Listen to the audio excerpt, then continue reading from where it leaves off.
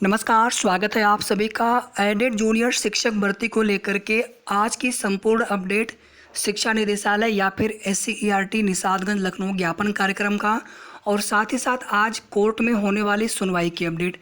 Video को आप लोग पूरा देखिएगा लास्ट तक और वीडियो को प्लीज़ सभी लाइक और शेयर भी आप कर सकते हैं। लाइक आप सभी ज़रूर कर दिया करें। साथ ही साथ अगर आपने चैनल को सब्सक्राइब ना किया हो तो ज़रूर सब्सक्राइब कर लें। जो भी सही और ऑथेंटिक जानकारी होगी आप सभी को हमारे चैनल के माध्यम से सूचना मिलती रहेगी। सबसे पहले बता दें आप सभी को कि आज SCERT लखनऊ में केवल एक ही भाई थे और उन्होंने निदेशक सुभा सिंह मैम को ज्ञापन दिया है, जिसमें जल्द से जल्द भर्ती का शासनादेश जारी करने और साथ ही साथ अधिकतम पदों पर जितनी भी संभव हो सीट वृद्धि करके ही चयन सूची मेरिट सूची बनाई जाए, उसको लेकर के ज्ञापन उनके द्वारा दिया गया। सबसे पहले उनका बहुत बहुत धन्यवाद। इसके बाद बेसिक शिक्षा निदेशालय प्रयागराज में बड़ी संख्या में अभ्यर्थी भाई पहुंचे हुए थे और वहां पर उप शिक्षा निदेशक दिनेश सिंह सर मिले हैं, PNP सचिव जो कि बेसिक शिक्षा निदेशालय के AD भी हैं, अपर शिक्षा निदेशक भी हैं और उप शिक्षा निदेशक से मुलाकात हुई दिनेश सिंह सर से। और अगर आपने वीडियो देखा होगा तो उसमें उन्होंने स्पष्ट रूप से कहा कि जो भी भर्ती का शासनादेश है, आगे जो है विभाग की स्वयं की कोशिश होगी कि जल्दी से जल्दी जो है भर्ती हम लोग शुरू करें और उस पर काम जो है किया जाएगा जल्द से जल्द। साथ ही साथ जो सीट वृद्धि वाला मामला है, उन्होंने कहा कि हम प्रॉपर चैनल के थ्रू आपका जो मामला है सीट वृद्धि का, पद वृद्धि का, कि अधिक से अधिक, क्योंकि आप देखेंगे पहले न्यूज़पेपर में 4000 ही पदों की बात आती थी, फिर अचानक से देखेंगे कि न्यूज़पेपर में 1894 से कभी भी एक सीट बढ़ा करके नहीं बताया गया, जबकि जो अधियाचन लिया गया था सीटों का 6000 के आसपास। फिर ऐसा क्या होता है बीच में अचानक से कि सीटों की संख्या आधी से भी कम रह जाती है। तो सीटें हैं पूरी, ना तो इन सीटों को नई शिक्षक भर्ती में दिया जाए और ना ही इन सीटों को रिक्त रखा जाए, बल्कि इन सीटों को, जबकि यहाँ पर इतने अधिक संख्या में अभ्यर्थी पास है, तो यहीं से भरा जाए।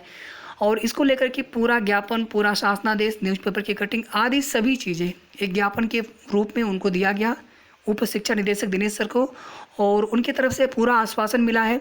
उन्होंने कहा है कि उम्मीद रख के चलो आप लोग, कुछ अच्छा होगा और हमसे जो हो पाएगा हम लोग पूरी कोशिश करेंगे। तो ये तो हो जाती है शिक्षा निदेशालय और SCERT लखनऊ, शिक्षा निदेशालय प्रयागराज, दोनों जगह का जो ज्ञापन का कार्यक्रम था। और कल उनसे ये भी पूछा गया कि सर आगे हम लोग किस प्रकार से कहाँ पर बात करें जिससे सीट वृद्धि पर भी बात बने और जल्द से जल्द जो है शासनादेश GO भी जारी हो भर्ती का। तो उन्होंने बताया कि आप जो है DG सर से मुलाकात करिए, विजय किरण आनंद सर से मुलाकात करिए। तो कल जो है लखनऊ में विजय किरण आनंद सर से मुलाकात करके उनको ज्ञापन दिया जाएगा और सारी बातें, जो सारे अपने प्रमुख मांगे हैं, बातें हैं, जल्द शासनादेश करके भर्ती को पूरा किया जाए। क्योंकि आप देखेंगे भर्ती को एक तरह से फिर से फंसाने वाला जो काम, हम देखिए, मैं ये नहीं कह रहा हूँ कि किसी के साथ गलत हुआ है तो आप न्याय की बात मत करिए, लेकिन वहाँ पर जिस प्रकार से आप देखेंगे कि PNP सचिव महोदय OMR शीट तक दिखाने को तैयार हैं और दिखा भी रहे हैं, उसमें बात भी कर रहे हो, तो ये सब चीज़ें कुछ है प्रकरण है जिससे भर्ती में फिर कोई नया विवाद उत्पन्न न हो, भर्ती फिर से न फंसे। तो इसलिए जितनी जल्दी यहाँ पर भर्ती का शासनादेश है, जितनी जल्दी भर्ती कंप्लीट हो उतना अच्छा है। लेकिन एक चीज़ है कि जो इनवैलिड रिजल्ट वाला या फिर कम नंबर वाला मामला है, उसमें आप देखेंगे एक वीडियो भी, एक क्लिप वायरल हो रही है जिसमें उन्होंने ये बताया है कि हमें अपनी मूल OMR शीट दिखाएगी। कार्बन कापी में चीज़ें उन्हें क्लियर नहीं दिख पा रही हैं, लेकिन मूल OMR में क्या था कि उन्होंने कहीं पर एक जगह उन्होंने पेन उनका चला है, तो ये तो बिल्कुल उसमें क्लियर सी बात थी कि कहीं पर भी अगर अनावश्यक रूप से या किसी दूसरे गोले में पेन चल गया एक गोले के अलावा, तो कहीं ना कहीं वहाँ पर जो है वो OMR शीट जो कंप्यूटराइज्ड स्कैनिंग होगी उसमें वो जांची नहीं जाएगी, ये निर्देश था। और हालांकि उनका ये कहना था कि बिल्कुल बाल जितने वो निशान थे, तो जो भी हो, लेकिन वहाँ पर PNP सचिव महोदय की तरफ से बोला गया था, तो उन्हें मूल OMR कार्बन कापी, मूल OMR जो है दिखा करके उन्हें वेरीफाई भी करवाया गया और उन्हें बताया गया कि इस वजह से ये दिक्कत हो रही है और इसी वजह से और भी बहुत सारे लोगों की समस्याएं हैं। तो उसमें एक प्रोसेस है एप्लीकेशन दे करके। बाकी PNP सचिव महोदय ने खुद भी बोला है, आप देखेंगे एक फ़ोन कॉल, एक ऑडियो रिकॉर्डिंग भी आप सभी ने सुनी होगी कि PNP सचिव महोदय ने ये बोला था कि अगर आपको देखना हो अपना मूल OMR सीट तो आप देख सकते हैं, एक एप्लीकेशन आप दीजिए, हम एक डेट बताएंगे, उस डेट को आकर के आप देख सकते हैं।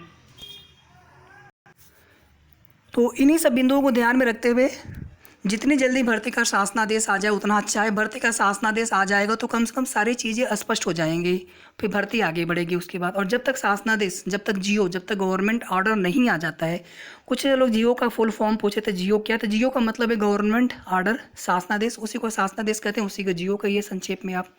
तो शासनादेश जीओ आने का मतलब होता है कि वहाँ पर शासन से सहमति बन गई है और बेसिक विभाग की संपूर्ण जो प्रक्रिया को लेकर के मीटिंग हो गई होती है, सारी चीज़ें डिसाइड कर ली जाती हैं, उसके बाद आता है शासनादेश। इसीलिए हम लोग शासनादेश पर फोकस कर रहे हैं कि गवर्नमेंट ऑर्डर जो है जीओ जितना जल्दी आ जाए उतना अच्छा है। चलिए अब इसके बाद हम लोग बात कर लेते हैं आज की कोर्ट अपडेट को लेकर के।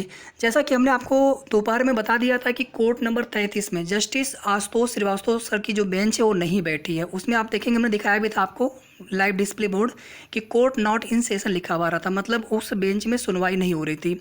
उसके बाद कोर्ट नंबर 33 के सभी मामले कोर्ट नंबर 36 में ट्रांसफ़र किए गए थे। फिर ट्रांसफ़र एडिशनल अनलिस्टेड जो लिस्ट है वो कोर्ट नंबर 36 में चला गया था, जिससे अपना मामला भी कोर्ट नंबर 36 में और वही सीरियल नंबर दिखा रहा था। बट पहले से ही काफ़ी ज़्यादा मामले कोर्ट नंबर 36 में सुने जा रहे थे जस्टिस सौमित्र दयाल सिंह सर की बेंच में। और इसके बाद फिर आप देखेंगे कि मैं लगभग 4 साढ़े 4 बजे पूरा जब तक सुनवाई हुई है मैं तब तक लगातार देख रहा था कि शायद अपने मामले का नंबर आ पाए, लेकिन नंबर नहीं आ पाया, सुनवाई नहीं हो पाई। और इसके बाद जो है एक नेक्स्ट हियरिंग डेट लगा दी जाती है। मतलब कुल मिलाकर के आज जो है कोर्ट में अपने मामले पर सुनवाई नहीं हो सकी है।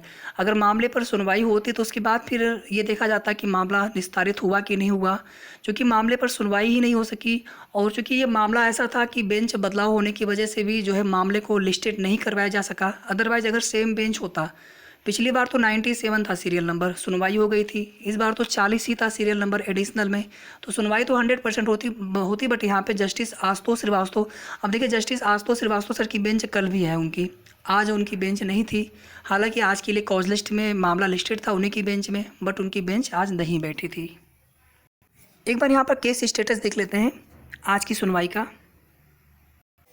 रीट संख्या 17602 कुमारी अंतिमा शुक्ला एंड 16 others.